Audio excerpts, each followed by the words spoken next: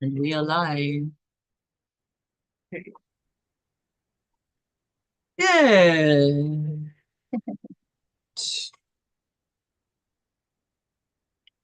It's not. 19.1.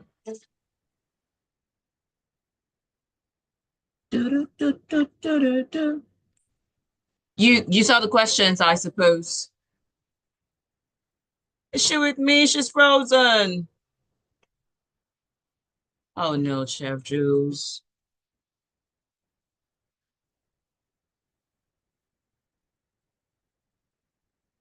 I'm on my own.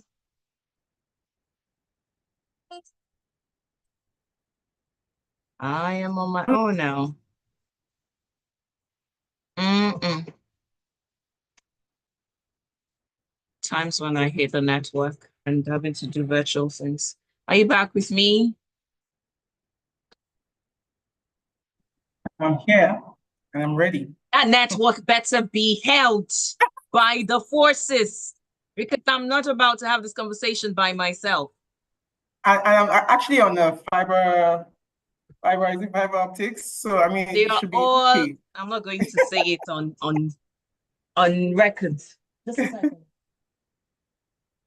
Because ow, this past days, I have seen what Nigerians call shege. Ah, isn't that part of our daily lives? One of the hallmarks, signature of being Nigerian. You always see Shaggy and Tell then me you rise about above it. it. In fact, any day you do not see shege, you should question it. Like, what's wrong? It's like going out on Lagos roads and there is no form of traffic whatsoever. Go back in. That's utopia right there. Do do do do do do do do do do do.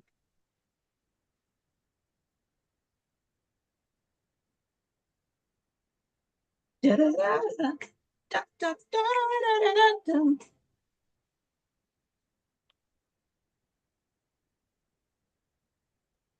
I am not sure what Dave Cuz was on when he made that particular one, but it's one of my all-time in capital letters favorites. Together again, and that's always how I like to start the show every Tuesday from 11 till 11:50 on the station that loves music, loves life, loves an informed you, and we have these conversations on Office Journal every Tuesday from 11 till 11:50 right here on Smooth. So welcome, welcome, welcome. If you love to broaden and expand your knowledge on different aspects of life that translates to a developed you and ultimately a richer you. We talk about everything. And today we're going to be exploring the business of food production. You're wondering why are we talking about this? I'm sure that if you have been to the market lately, even if you have had to send help to the markets, as long as the money is leaving your pocket, you should have an idea of what we are grappling with in terms of increased food production or rather cost. So we want to understand why that is, but importantly, we also want to tap into the markets because there is such a gold mine. It is a gold mine. I was going through one publication of the Food Agriculture Organization, and he said that between January and March 21, 20, between January and March 2021, that agriculture contributed to about 22.35% of the total gross domestic product.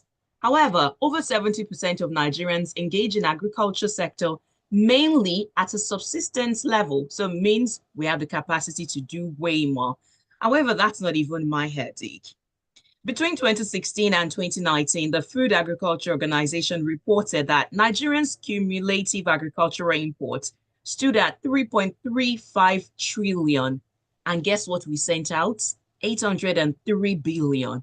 So, in other words, we brought in 4 times more than we sent out. And I'm sure that if you have any iota of business knowledge, you know that that's deficit. And so, for a country that has over 70 million hectares of land, I think we are, I don't know the word to use now that will not paint Nigeria in a negative light, but it's the reality. We're underutilizing our product and our lands and our crops and the human capacity so much. Even despite the fact that the budget that was allocated to agriculture was double what it was before. It's still not meeting up, especially if you look at countries like South Africa, look at Egypt, look at other African countries who are striving to do way better. And for a country like ours, we have so many people. In terms of consumption, we consume so much. I mean, we are the largest consumers rather of fish in in Africa, and one of the highest in the world. I mean, so much. Yes, we have these things, but we're not maximizing them. Hence these conversations. So now that I've given you an idea, it tells you as a businessman, or a woman, you start to think about the opportunities that are bound. But before you launch headlong into it, there are things you ought to know. And as our guest today, we have someone who is not just in the industry of food production, making food consumables, but she is spearheading conversations and talking about the Domestic Grain Initiative. That's the founder. So talking about how we need to backward integrate, why we need to be at the forefront of these conversations. We have the opportunities opening up as a result of tax increase, trade wars, I mean, so she has been about the gospel of millets for a number of years now, few years when she started this advocacy. And she's been making millets bread. If you have ever had a taste of it, you know that it's one filling bread. So please welcome with me one who's no stranger to the show or to the station at all. She's popularly and fondly known as Chef Jules. She's the founder of Cake Flair, and she is Juliet Aigbe. Good morning. Good morning, Sharon, and good morning, Lagos. And I'm looking forward to a very engaging conversation. I hope they can call in as well to ask questions. Thank you for calling my name because I just realized I didn't say my name. My name is Oluwaseun Olusegun, and you can tell that I am passionate about this topic already. So let's get right into it and understand why you decided to go this route and how it has been being the champion of domestic grain initiative. First of all, the last time you were here, we were talking about the bread and making it on order. How has it been? Are more people tasting millet bread now? How's your taste bud? Is he adjusting?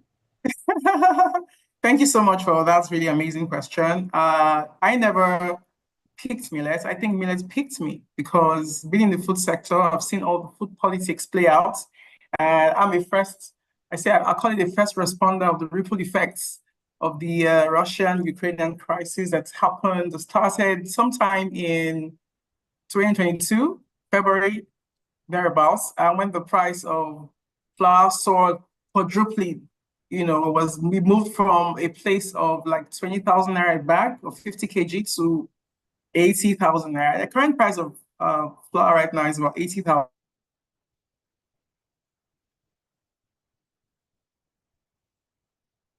Times when I'm reminded that technology has its other side. I can't hear her again. She's frozen. Chef Jules, if you can hear me, I cannot hear you. You're frozen. Neither can I hear anything. But we're going to have a good conversation, I believe. I totally believe it. By the way, you can join us on YouTube. And that's it. That is at Smooth 9020 FM Lagos. At Smooth 9020 FM Lagos. We're talking about the business of food production today. And like she mentioned, if you have any question in the course of the conversation, what you need to do is send a message to us on WhatsApp, and that will be 0809 444 0981. Again, the WhatsApp line is 0809 444 0981, while the call line is 0201 448 9981. We'll be right back.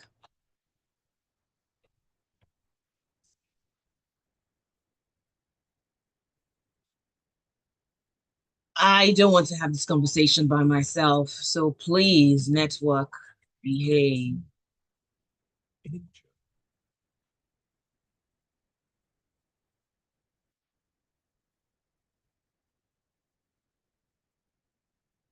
Casbah every weekday from 1 p.m.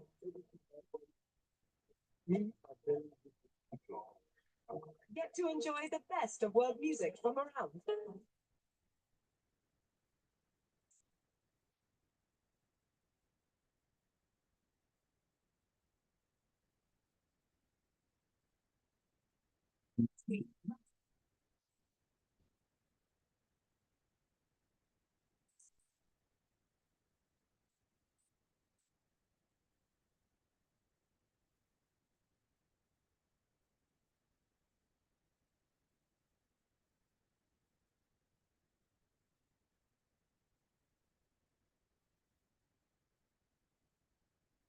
Still not back.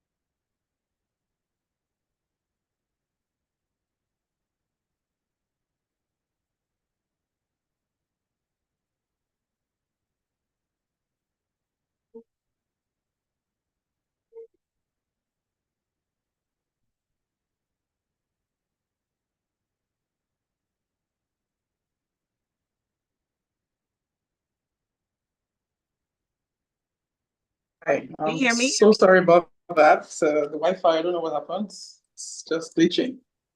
So I've switched to mobile network now, so I hope that works. I think this looks better. So I can't even hear you because my phone is not. So how can you hear me now? Okay, so the internet is back. I think it's glitching from fiber nets. Let's call them out. So fiber one. Yeah. So maybe you can join with two devices. I can't hear you. I need to switch back to Wi-Fi. Wait. So I have Wi-Fi on there. So I think if you can hear me, I think what can happen is you use your phone to do the video because the video on your phone is clearer, and then you can use the audio. So the worst case scenario, one is going to be on, but what's it called now? Your video, this mobile is actually way better in terms of audio. Oh, so that's okay. the weird thing. I could hear you clearly. All right. So it's kind of echoing back at me now. So how do I do An that? alternative is for you to use your mobile network to hotspot your laptop. Okay, can I do that? Let's see. I'm so sorry about this. Oh, it's fine. We're in Nigeria. We understand how it goes down. I was in this yesterday. It was annoying. Seems to be so internet savvy right now. How did I do that? Okay, I can see it. Connected. Yes.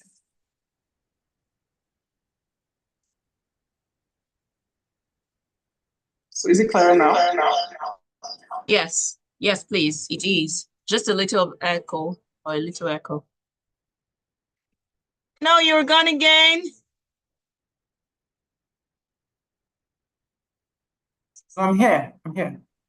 Okay. But I just wanted you to have a backup so you can keep the other one logged in, but the Yes. audio can be off. Okay, I think I'm using my hotspot now. I'm so sorry about that. Okay. We are undefeated. We're going to go ahead and just keep going. Exactly. Okay. So should I continue? Yes, it's a lovely day, and you are listening to Office Journal on Smooth 98.1. And I say it's a lovely day for us to talk about the business of food production. As my guest today is the founder of Domestic Grain Initiative. And right before the network decided to strike, she was telling us about how millet found her. So you were telling us about the story. Okay, so like I said, it was 2022, and the price of flour quadrupled, and the price of bread automatically was affected by that. And a lot of people were complaining, like, why would you sell bread almost 1,000 naira, which is like a national staple? It was then I realized that Nigeria actually imports 98% of our wheat consumption from the Baltic region and countries like Ukraine. That access is where we get most of our grains from. And because of the war and the crisis there, kind of did a a 180 on the supply chain and moved the triggered the soaring of the price of wheat. And so that affected the price of things like bread. Anything that's baked with flour goes up in terms of pricing. And I just, as that happened and I saw how people were reacting, and I said to myself, you mean that we actually import these things and then we don't have our own source? And do you know that Nigeria, ironically, about 65% of our arable land in Nigeria remains uncultivated? And I'm wondering, why can't we plug that supply chain gap? And that took me straight up. I just asked myself, like, okay, what can we do differently? What can we do to resolve or intervene with these ripple effects of Please the go on. okay, of this surge in the price of wheat? And then I remember in my childhood, my mom used to make, I grew up in Ilorin, Kwara State. I'm not from Kwara State, by the way, but I grew up there. And, my mom used to make what they call oka. Oka is a combination of a composite mix of tapioca flour and millet and guinea corn. So she mixed them together to make this bowl food called oka, the swallow called oka. So I said to myself, if we could use that to make swallows, and we used to do like things like cookies and stuff like that, why can't you use that to make bread? It was just a playful thing, which now became like, wow, called serendipity. Just bake the bread playfully. We're not even trying to do a business out of it. You just baked it and abandoned it. We didn't even taste it. It was 2 days later, I went for an event. It was some African Hub, Impact Hub event and everything. And then the CEO there just saw this bread that was nicely sliced, on the platter, and he picked a slice and ate. Oh, this really tastes good. I'm like, oh, I haven't even tasted the bread. How was it? Like, it's really, really nice. And that was how the whole idea of we can actually use millet to make bread and replace a staple. So we decided to do that, and honestly became like a big thing. In my neighborhood, my community, we'll bake the breads and share it out.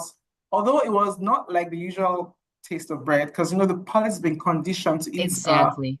100% wheat-based bread. So, but when I started seeing that this thing actually has more nutrition than regular ultra-processed bread, people started looking at the nutritional value of the bread that, what the bread brings to the table compared to just the fact that I am just used to this product. So the campaign was on to like, let's just re-engineer our palates. This thing that we're eating is not really grown here in like Africa. It's actually imported. While I'm not against importation, I'm like, why can't we just balance it? We can't be so dependent on importation. I mean, 98% dependency is way too much. It's almost like a codependency that hurts our economy. And I think that with millet's intervention in the use of flours for baking, I feel like Nigeria can also boost export earnings by exporting what we have here to other parts of the world. Because I believe that in the Baltic region, their own economy relies heavily on their own exports. So why can't our own as well balance it out? So we are on a level playing field in terms of imports and export dependency. So that's how the whole idea of millet gained its own organic traction. And today, we've done well over 10,000 loaves of millet bread and counting. So that's how I started with the whole journey with millets. I mean, so many things to pick out from what you have said. And as I listened to the whole conditioning of the palate, I remember how it was the first time you gave me my first millet bread. And then I took it home. I think the one that you gave me, you mentioned the percentage of millet that it was composed of. You gave me two types. One had more compared to the other. One was more brittle compared to the other one. And I took it home. Yes, and I took it home and we all tried it. And while some were scrunching up their nose, others said, well, it's not so bad. I am sure that we're going to get adjusted to it. But one of the things that I liked about it, it was quite filling. Mm-hmm, mm-hmm. Yeah, And because the grains are not ultra processed, they're not bleached, they've not gone through heavy refining process. It came with its own natural micronutrients, which actually makes millet a superfood. Millet is actually a superfood. It means that on its own, it contains all the essential micronutrients the body needs. So when you bring that into a staple like bread, you actually power it up with more nutrition. So that's the goal of eating bread. Nutrition as opposed to just it's affordable. And I'll tell you another thing, and I promise this is not me advocating for Chef Jules, but this is from an experience, a consumer experience. So one of the reasons why I stayed away from bread as I grew older is that at some point, I think I don't know, maybe it's some certain kind of bread, but I realized that some kinds of bread give me heartburn. That didn't give me heartburn. And then I don't know if you are aware of this thing that if you have any sort of runny stomach, what you need to do is eat lots of bread. No, that did not happen with the millet bread. It aided my metabolism. And so I'm looking at it and I'm thinking about how we have these things in abundance. In fact, I found out not just millet. Did you know that we are the second largest producer of sorghum in the world after the United States? What are we doing with it? As a matter of fact, India sponsored the International Year of Millets in 2023, alongside Food and Agriculture Organization of the United Nations. And it was such an amazing campaign. I was part of the Global Chefs Challenge, and our recipes are actually featured in the digital recipe book of the United Nations to showcase what millets can really do. So I feel part of the things that we need to do as a nation, we are the world's second producer of even millets in the world after India. India's ragi millets, finger millets, is popular, and Nigeria's pearl millet too is popular. We'll call our own pearl millets Doro or Jero. Then they call the finger millets ragi or tamba. In Hausa, it's called tamba. So we have these things. Sometimes when you go out there and you show people, what is this? They're like, I don't know this grain. But they know the imported grain, they don't know the locally grown one, which is why I feel like my job, my mission is to kind of build advocacy, bring the knowledge of this to the table. We actually started a school feeding program where we want to start catching them young. And in the next 20, 30 years, these children, when they become teenagers and adults, they will be familiar with the taste and the benefits of consuming millets as a staple compared to just all the kids eat right now, just processed foods. They take a snack packs to school, they come back home and eat more processed foods. And so we need to start changing that gradually. So what the Japanese call the Kaizen concept, where you do small incremental changes over time, give it a 10, 20-year gap, and Nigeria is overhauled in terms of our palates. Now let's talk about the food production before we even get to the business side of it now. How has it been producing, baking, advocating for people to try this as an entrepreneur? How has it been in terms of your food production using millets now? That's a very, very important question you asked me, and it's a very pertinent one too. As a matter of fact, because of the difficulty, or let me say the tedious process it takes, because the millet grains, so by the time you're done with the threshing and you bring them together from the stalk, it comes with a lot of sand, stones, and stuff like so. It goes through a rigorous process of destoning, cleaning, and then you want to prep it to remove the phytic acid contents, which we do here as well. And then you now dehydrate it to take out the moisture content that enables you mill properly into superfine. I mill to about 150 microns, in terms of the percolation and the fineness of the flour, which takes a whole lot of power supply to achieve. And then because you want to get bread from it, you want a superfine flour that doesn't give you gritty effect when you eat it. So that entire process, I have because Chef Jules, I can't do millet processing. I'll buy the flour from you, And so I had to take on the responsibility of ensuring that we get the grains. I have farms in Jigawa. We ring-fence some female farmers in Jigawa.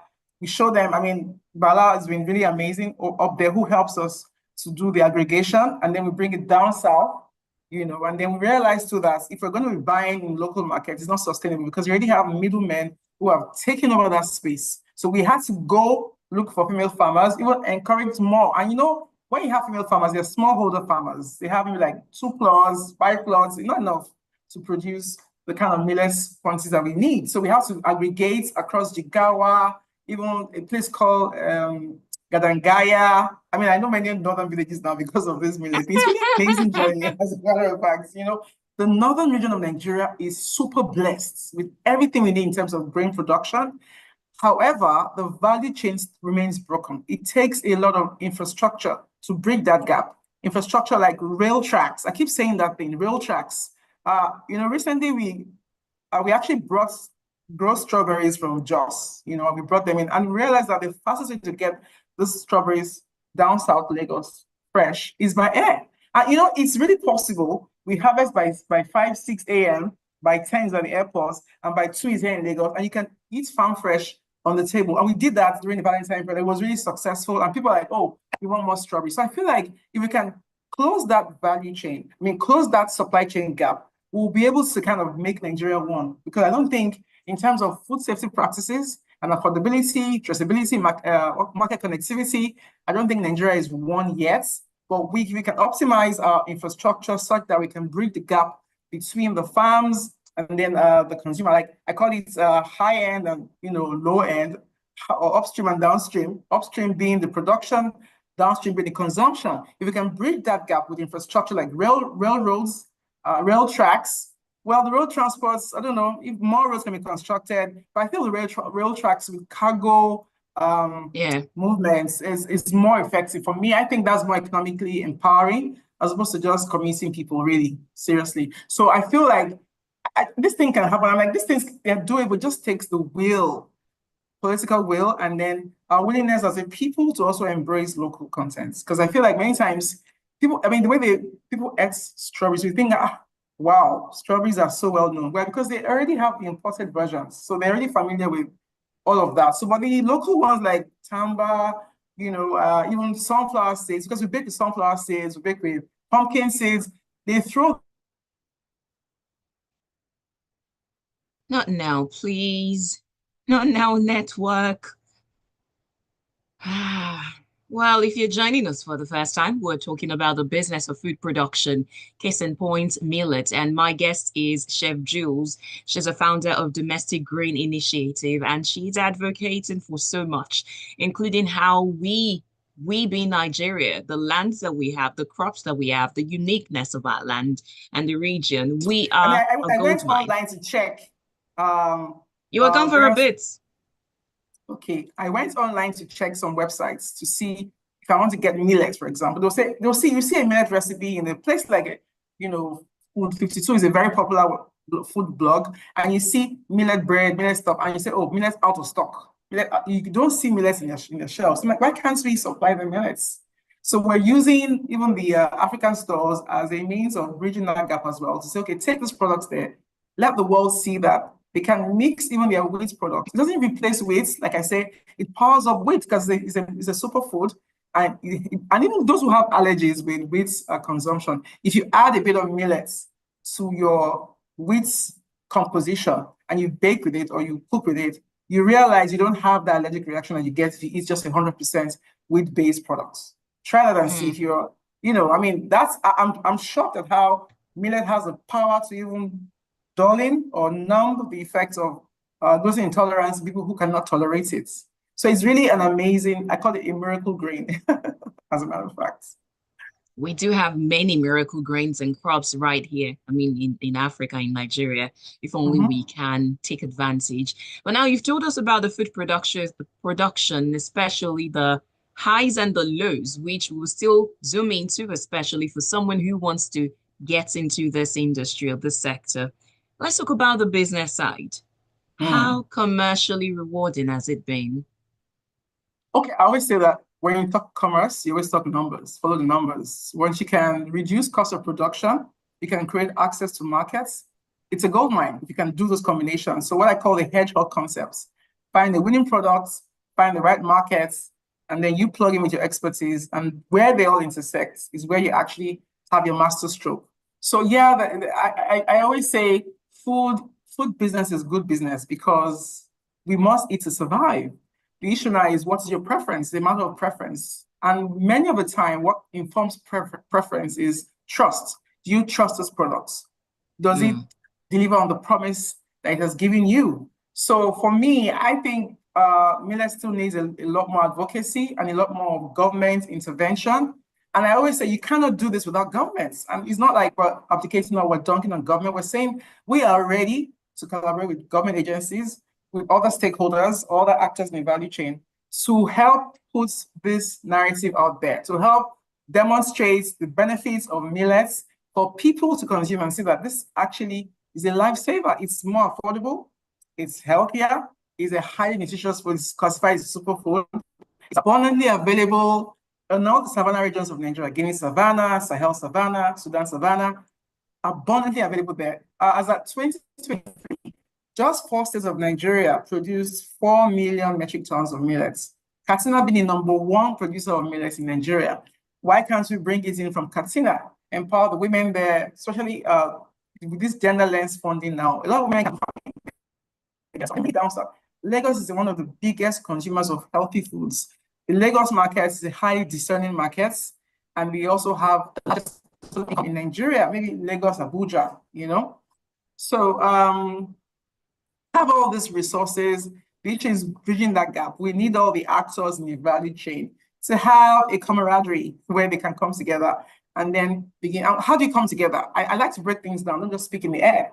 Associations, mediative bodies coming together to join associations, you know, and then having seminars, all of that across every state and bringing other actors together, like the millers, the transporters. Because if you know you're a millet farmer and you know your millet is going down south to a place like Lagos to produce things like baby foods, swallows, and even bread, you become more aware, you become more intentional because your agronomy, your farming practices to say, okay, I make sure I'm not using pesticides or herbicides, I'm growing them well, and then government too needs to subsidize. It's not enough like that. If you bury, and let me tell you the beauty about millet grains. If you bury a millet grain or a seed in the soil, for the next 2-3 months, no rainfall, it still remains there. But once moisture just touches it, it just springs up. So it's a very rugged, resilient grain that can even clash savanna conditions, and it thrives very well. It's low in fat.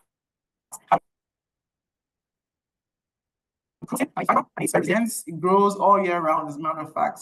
I mean, and the life cycle for the millet grain is about 90 days. So it's a low maintenance grain that can actually deliver Africa, sub-Saharan Africa, from poverty if we really look at it as our go-to grain, as a matter of fact. Yeah.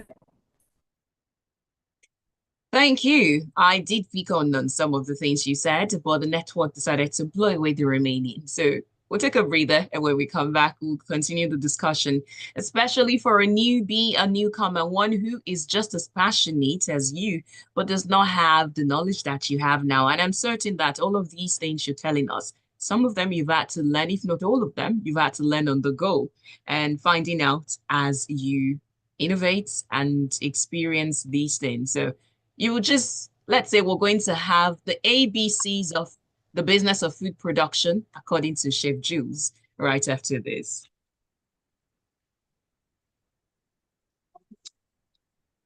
Can you hear me? The network was... I can hear. Yeah. I don't know what to do. I think the MTN network was it was stable at some point, but later on it started to wobble. Okay, yeah, good. I can't even hear you now. Maybe you try the phone for a bit. Okay. It's just that the phone, I can't really hear you. I can hear you. What did you say? Okay, let me admit you then.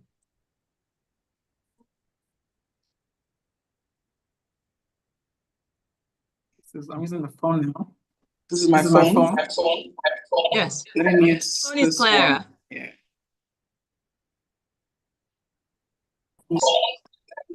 This one. Okay, is this Clara? Yes, Or way is clearer. echoing? So you would have to disconnect one audio. Okay, when you say disconnect, you mean mute it or just No, not outright? mute. So you know when you connected to, you joined in, you connected audio. So you will go to your, where is it again? I'm trying to look for,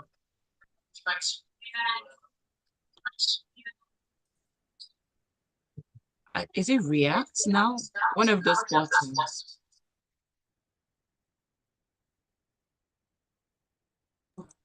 You go to your audio and then you click on it. You'll see a number of options that allows you to disconnect the audio. Okay, I can see that if I disconnect the audio, I won't hear you at all. You hear from one of your devices. Okay, now I've disconnected. I can't hear you. But I can hear you clearly. Okay. Can you hear me now? Okay. Can you hear me?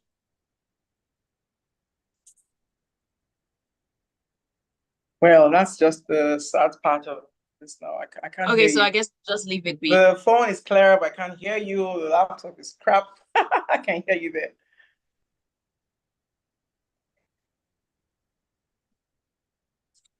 Says no system resource may affect your audio quality.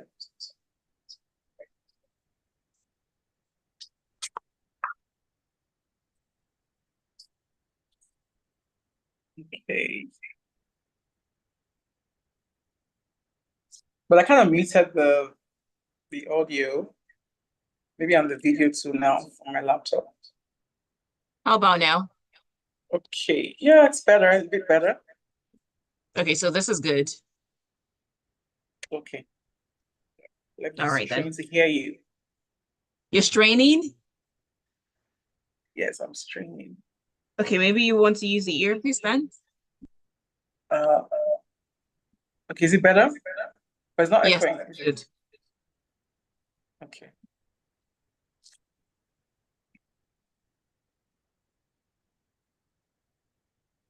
So we're good now.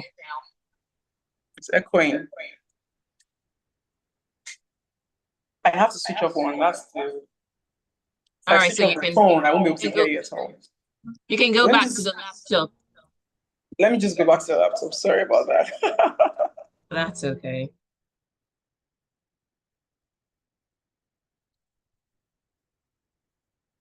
I suppose you can hear me now. Oh, yeah, loud and clear. All right, we're back. We'll soon be done anyways. Next time I will drive to your station so we don't have all these glitches. Something that really important that people have to hear We're about. back. Okay. Love music, love life. Yes, we're trying to make the best of the lemonades that lemon is throwing, or the lemon that the life is throwing at us, or how do they say it? We're just trying to get the best lemonades out of the lemons. And we are grateful for the beauty of technology, and other times we just have to deal with the other side. Virtually joining me is Chef Jules, and she's the founder of Domestic Grain Initiative. This morning, we're talking about the business of food production. You are listening to Office Journal on Smooth 98.1. And I guess today we're one leg on the farm and one leg in the office. But I hope that you are getting value out of the conversation, especially for someone who's trying to go into one business or the other. It's not just about food production. I believe in her explanation, she has highlighted some things that you need to know before you decide to venture into one business. You have to first find that product, that service that you it's like a superfood, it's like the millets.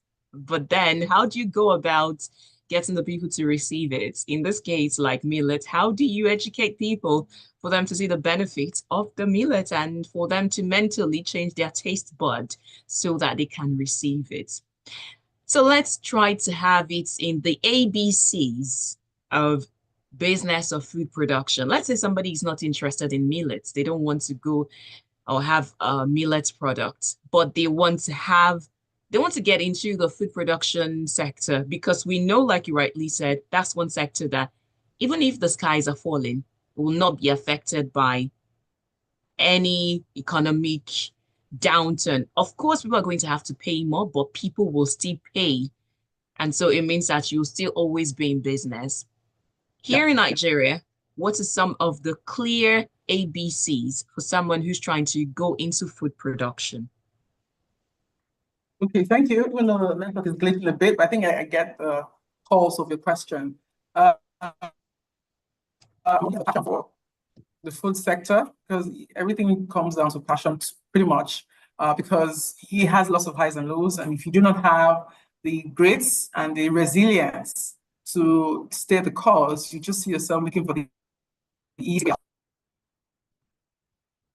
So is there a market for the thing that you're trying to, for the sector you're going to? In the food sector, is there a market for the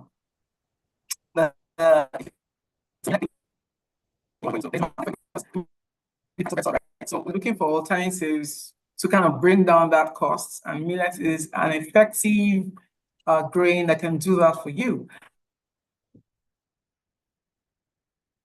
And you have people who take the products from you, so you want to have off-takers. Yes, the funny is, when you say you start a business, you actually do need money to stay in business. So if you don't have money if you don't have money to start, it will kick you out if you don't have money to stay. So you need money to stay in business.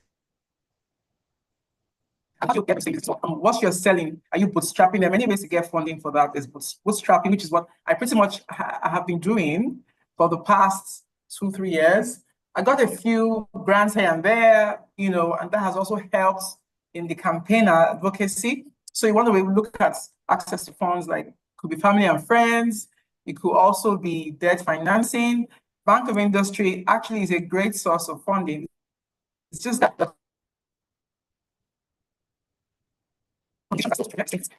to a 20 million naira loan, I think single digits, 3-year loan and 6 months moratorium, but you have to bring 2 guarantors, and the requirements for the guarantor is, really, really over the top. So I feel like these are the things you have to look at as well. If you want to help MSMEs, do not give them such stringent conditions, because I know you want to manage the risk, but I think helping SMEs also help them carry those risks, So I think the issue of bringing some guarantors or even commercial bank guarantee kind of becomes MPR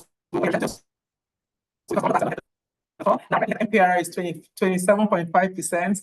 That is killing any business. I do not know how it's like 15%. You now want to put a heavy interest rate of 27.5%. That's going to kill it before it even gets on the ground. So it's pretty much like a dead on arrival strategy. Business. So I always say what has worked for most of us is bootstrapping, organic growth, and you just have to keep at it until you find good investments that can come to help you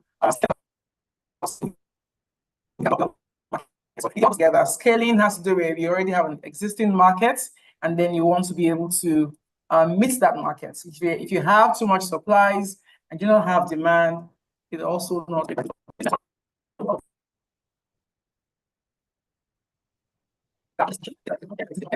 product market fit. I didn't get that on time until I saw that people want the product modified a certain way. That's why I had to have like a wide spectrum of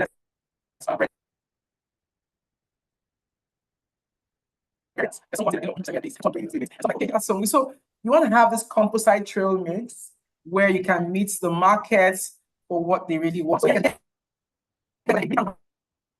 you want to also be able to make sure that you're able to meet them at the point of the end. Wow, that was such a tumultuous conversation. Not because the conversation, the network just really did make a mess of that. And that is so saddening. It's saddening. But I hope that you were able to get one thing or the other from the conversation, especially when she started highlighting one of the things you have to be on the lookout for as you get into the production. I hope this time is perfect. Please be perfect. The How network is about, dealing with me, but I'm back. I'm firing yeah, back at them as well. exactly. Tell me you can hear me well. Can you hear Okay, me? I can't even hear you. And I can hear you well. Crystal clear. So I just put up my video so I can hear you. Put the phone to my ear. I'll put it back on to answer. Wow. Okay, so let's go over some of the last points you mentioned. You did say something about, I want to go back to the part where you mentioned you need money. That's a little bit farther, but just to be clear that we don't miss out on the other salient points you have mentioned. So you need money for you to stay in business and to start some business. Yes? Do you want to go back to that Absolutely. part? You need money to start business and to stay. You need money to stay in business. You may not need it to start, but you need it to stay. So when you mean stay in business, what are the things that you're going to do with that money just before somebody Okay. throws money around? For example, what spectrum on the value chain are you? Are you um are you going to be in the processing aspects or the aggregation? So now for the millet value chain, this is the value chain for millets. First of all, get the farmers who are going to produce for you. And then and these farmers will not produce, you won't get one farmer because they're all smallholder farmers. Maybe one has like 2 plots, 3 plots, 4 plots, and then you need like, maybe you want to bring in, say, a ton. You need pretty much an average of 10 farmers to give that to you. And then you get the farmers to aggregate, or you get someone to aggregate the grains in one spot. You bag them up in like 100 kg. You get a transporter with maybe a truck. If you don't have access to rail, which we don't have that now, but you have trucks that can bring them from the farm gates. Some take the products to the farm gates, and from the farm gate, they take them to the markets. There's a popular market up north in Kaduna called Saminaka. That is the biggest grains market in Nigeria. You go there, put your grains there. You can have trucks coming down south from there. And then a market like Onigbongo Market is the biggest grains market here in Lagos. So they bring it from Saminaka all the way to Onigbongo Market. And then you meet all the transporters who bring the product there. You also have the traders who trade the millet grain some sell in noodles, some sell in what they call it peregi or something like that, and some sell in tins. Then we go there with our scale, like we cannot buy in tins, we go with our scale. But I get mine from up. Initially, when I first started, it was from the market, but I'm realizing that by the time it gets to the market, the middlemen have already taken all the margin. So when you go and buy from the source of the value chain, which is the farmers directly, and you bypass all that middleman syndrome, you're able to actually reduce your expenditure, and then you're able to now process. What that now means is if you're using the grains and converting that to powder, you will need things like a dehydrator, the stoner to take out the stones, soaking tanks, drying trays, cooling racks, and then you need like things like a hammer mill or a stone mill to grind. You need what they call a foam filler to fill them into the machines that cost millions. Even when you do fabricate, you realize that fabricating those machines without considering power consumption, efficiency, and length of production process, you can actually become penny wise, pound foolish. So you want to weigh the cost of producing to the cost of markets value as well, because you don't want to sell your products higher than what the market is willing to pay. So all of that has to do with the quantity you're going to be selling as well. Are you going to be doing high-end markets or mass markets? For the high-end markets, I realized you can actually sell premium, but then again, you may not have the size of market you're looking for. So you want to aggregate your niche market. So what I do mass niches. I have niche markets accumulated from maybe Antony Village to Lagos Island to Ikoyi to Lekki to all parts of Lagos. And, it's a psychographic target market because we all buy online, and then there's a shipping, there's a bulk shipping. We currently do the estate drives. People, come together in an estate, and they have a points man who picks the product from the bakery, or we deliver to them and they pay a token for delivery. So it's a whole shebang of getting the actors, getting the consumers, and getting all the stakeholders to come together. So you want to pick the area that you want to dwell in. You can also be a logistics person. Okay, let me go and get the grains from Chef Jules and take to this other place, bakery, where they need it. So you could be a logistics person. You could be a miller. You could be a baker. You could be a transporter. You could be a farmer. These are all the areas you can, pick. And if you want to be you want to play in all these sectors, in all the the value chain. That means that you want to be a conglomerate because you want to have your own farm, you want to have your own trucks. And that's what big, large corporations, multinationals do. They own the farms, they own the trucking companies, they own even the space in the markets, and then they come to all the former retail outlets and invade that place, and then they bring down the price, and you cannot compete. So those are the kind of things you want to consider if you're doing the food business. Do you also want to do health options, or just make it affordable regardless of what they're adding to it? So you want to be able to pick the area that you're passionate about so that you're able to deliver value to your end consumers. Wow is just the word, because as you spoke about all those things involved, and I'm thinking about the people that can work there, the employment opportunities that are bound, as well as the opportunities for individuals as well, career growth, it is limitless. And I hope that the eyes of more people are open to it. Most importantly, I do hope that we have an enabling environment, if you know what I mean, because we need that. Unfortunately, we're out of time, and through all the chaos, we were still able to get value. Thank you so much, Chef Jules, for your time today. Thank you for sharing with us. And I know that we're going to have you back again. So thank you for having me. Thank you.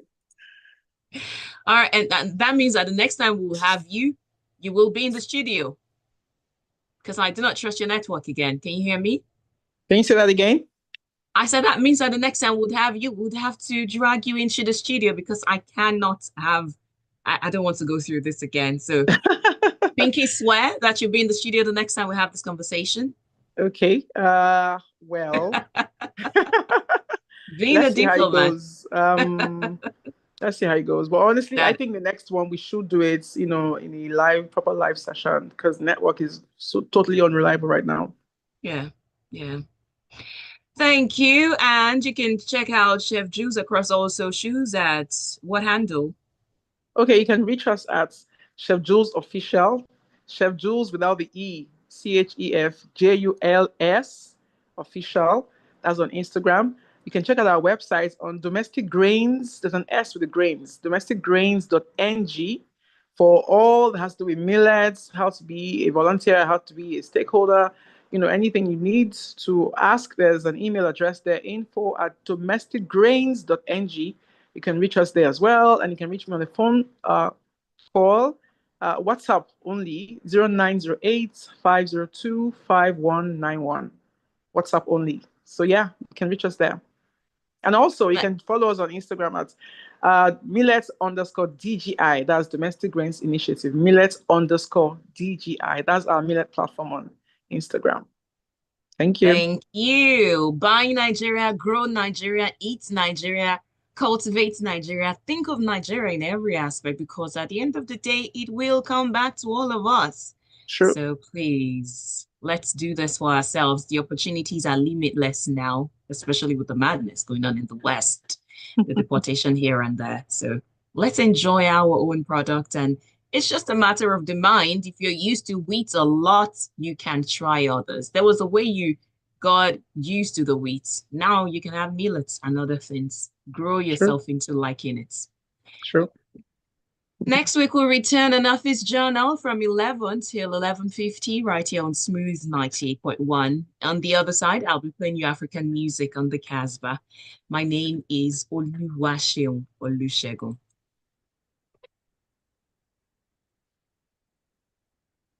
Thank you, Chef Jules. I'm so sorry. I had to put it on my phone, my ears to hear you. I'm so sorry about that. It's okay. I'm disappointed in the network. I mean, I didn't expect it to be that bad. It's Nigeria. It's Nigeria. Okay, I just heard you now. It's Nigeria. Yeah. I mean, so when I mean it's Nigeria, I don't mean things are bad in Nigeria. I'm saying you never can be surprised enough. Something will just bring out nowhere. Sometimes you think you have crossed your T's and dotted your I's, and something will come out of the blue. Voila, here I am. And to think this is actually a very sustainable and economically viable way, we need to make it work, because, I mean, this is the way to go. I'm coming from 1 hour interview. You have to drive 1 hour to get there, drive 1 hour. That's 3 hours, This is actually a very efficient way. We have to make it work. We have to make it work. We have to. I do agree with you. In actual fact, many times I would often tell my guests to let's do Zoom because some of them, like you mentioned, they have got schedules, and that's the only way that we Mhm. can make it work. Plus, I also don't want to be limited by the geographical factor. I don't want to True, only talk to people in Lagos. I want to talk to true, people outside. true. So, Maybe well, next let time we'll bring Bala online as well. So just join his foot soldier up north. So he will that would take be a great. few videos and just share it, just show you what it's like up north. That will be really great. That will be really great. Thank Thank you so much, you. For inviting us. Enjoy the rest of your day. Have a You millety too. day. Bye now.